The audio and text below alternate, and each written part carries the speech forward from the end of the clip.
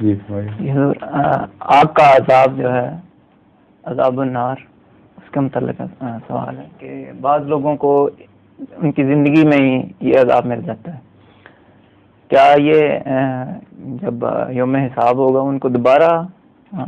یہ تو ہر آدمی کے ساتھ اس کے حالات کے مطابق سلوک ہوگا.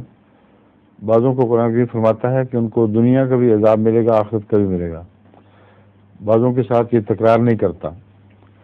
بعضوں کی جو دنیا کی تکلیف ہے، اگر وہ مومن بندے ہوں، وہ آخرت کے عذاب کا کفارہ بن جاتی ہے اور ان کی بخشش کا بہانہ بن جاتی ہے. تو یہ تو ایسے معاملات ہیں جن کا علم خدا تعالیٰ کو ہے، وہی بہتر جانتا ہے کہ کیا فیصلہ فرمائے، لیکن امکانات ہی ہر قسم کے کھلے ہیں. ظہور مہدی آخر زمان